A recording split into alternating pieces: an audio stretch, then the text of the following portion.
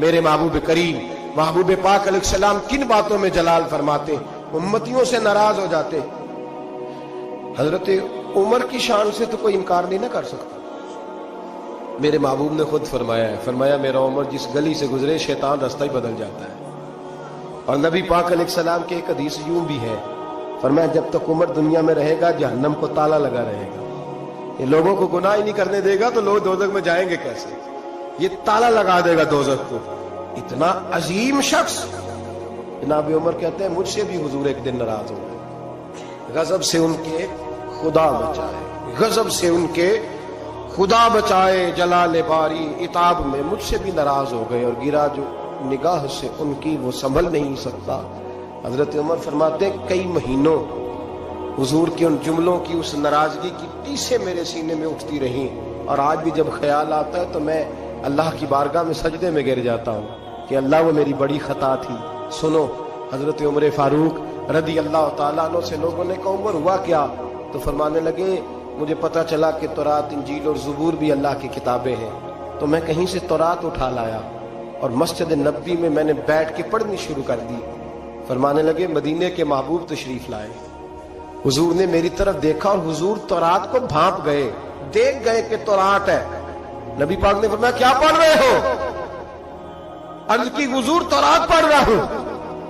تو فرماتے ہیں حضرت عمر یہ لفظ میرے منہ سے نکلے تو میں نے حضور کے چہرے کا رنگ بدلتے دیکھا، بس غضب سے ان کے خدا بچا، میں نے رنگ بدلتے دیکھا، چہرہ انور پہ جلال دیکھا، اور حضور نے فرمایا عمر جو دین میں نے تمہیں دیا ہے وہ مکمل نہیں، جو پیغام میں نے تم تک پہنچایا ہے وہ کامل نہیں، جو شریعت میں لے کے آیا ہوں وہ اکمل نہیں، ایک در پھڑیے ایک نو منیے ایک دئی ہو کے مریے۔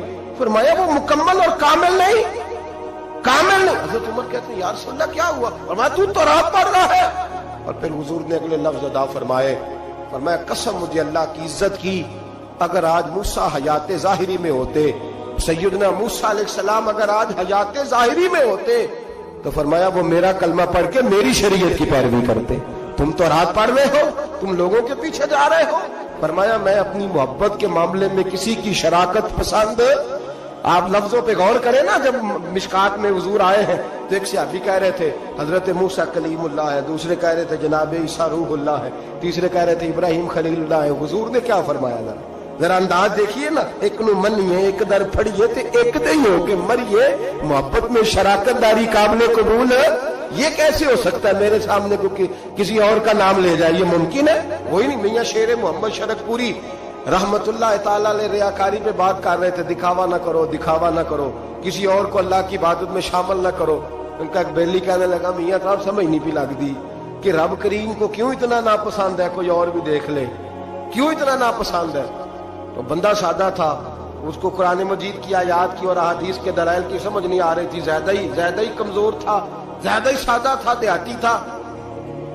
میاں صاحب کہنے لگے اور نہیں اللہ کی عبادت میں کسی اور، کہنے لگا بڑا حوصلہ ہوتا ہے بندوں کا، بندے دو تین لوگوں کو برداشت، اللہ کیوں؟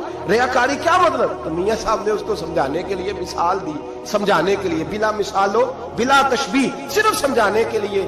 میاں صاحب فرمانے لگے آج گھر جانا اور اپنی بیوی سے کہنا تیرے سامنے کسی غیر کا نام لے۔ کہنے لگا حضور او دی میں زبان نہ کٹ دیاں گا، پھر رہنا سو میرے گھر ہی رہنا سو نہ لے کے۔ تو آپ فرمانے لگے تیرا تو حوصلہ ایک دوسرے بندے کا نام کا نہیں ہے، حالانکہ تو اس کا مالک تو نہیں، صرف اس کا خاوند ہے، اور اب تو تیرا مالک ہے، اللہ مالک ہے، اس کے سامنے تو شراکت داری کرے۔ میرے حبیب پاک علیہ السلام نے محبت میں شراکت داری کو پسند۔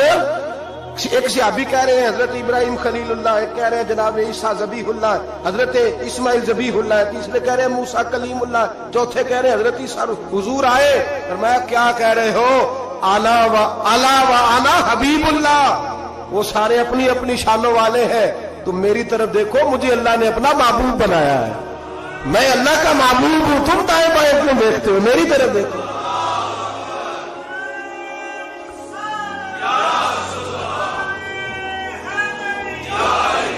حضرت سیدنا عمر فاروق کو نبی پاک علیہ السلام نے فرمایا عمر اگر حضرت موسیٰ حیات ظاہری میں ہوتے تو میرا کلمہ پڑھتے، تم دائیں بائیں دیکھ رہے ہو، کوئی بچہ نہیں ہوگا سیاستدان جس نے کرسمس کا کیک نہ کاٹا ہو، کوئی بچا نہیں ہوگا. کسی نے کوئی ہولی میں جا رہا ہے, کوئی دیوالی میں جا رہا ہے, کوئی ادھر بھاگ رہا ہے, کوئی ادھر بھاگ رہا ہے. اب اور بھی کچھ لوگ جدید ہو گئے. عرب کی زمین پہ مندر بنانے کی اجازت مل گئی ہے جی, سیانے ہو گئے. میرے رسول کریم سید عالم صلی اللہ علیہ وسلم نے فرمایا منسوخ ہو گئے دین. اب قیامت تک سکہ چلے گا تو محمد عربی کا چلے گا. اب قیامت تک ڈنکا لگے گا تو یا رسول اللہ کے نعرے کا ڈنکا بجے گا. اب کسی اور کی بات چل سکتی؟ اگر دنیا میں اب عبادت ہوگی تو مسجد میں ہوگی. هو الذی ارسل رسولہ بالہدی ودین الحق لیظہرہ علی الدین کلہ. اب میرا دین غالب ہوگا, یہ تمام دینوں پر چھا کر کے وقت گزارے گا. مسلمان تھوڑے تھوڑے سیاسی مفاد کے لیے, چھوٹے چھوٹے سیاسی, اعلیٰ حضرت فاضل بریلوی فرماتے ہیں جو کفار و مشرکین کے اجتماعات میں جا کے بیٹھے گا صبح قیامت اللہ کی بارگاہ سے سزا دی جائے گی. اور ترمذی شریف میں حدیث ہے, میرے نبی پاک سید عالم علیہ السلام نے فرمایا کچھ لوگ مسلمانوں کے گھر رہیں گے, مسلمانوں کے گھر پلیں گے, مسلمانوں کے گھر مریں گے, مسلمان جنازے پڑھیں گے, دفن کریں گے, کفن دیے جائیں گے, ان کے لیے بعد میں اجتماعات بھی منعقد ہوں گے, ان کے نام پر لوگ دعائیں بھی کریں گے, جانے کیا کچھ ہوگا, بعد میں ان کی برسیاں بھی منائی جائیں گی, سیمینار بھی ہوں گے. لیکن جب قیامت کے دن کھڑے کیے جائیں گے تو عیسائیوں اور یہودیوں کے ساتھ کھڑے کیے جائیں گے, عیسائیوں اور یہودیوں کے ساتھ کھڑے کیے جائیں گے. یا رسول اللہ صلی اللہ علیہ وسلم اس کی وجہ؟ تو حضور نے فرمایا رہتے مسلمانوں کے گھر میں تھے پر ان کے دل عیسائیوں کے ساتھ دھڑکتے تھے, انہیں ان کی تہذیب پسند تھی, یہ ان کے طور طریقے کو اپناتے تھے. من تشبہ قوم فہو منہم, اور جو کسی قوم سے مشابہت اختیار کرتا ہے وہ انہی میں سے ہوا کرتا ہے. میرے بھائی اپنی مٹی پہ چلنے کا سلیقہ سیکھو.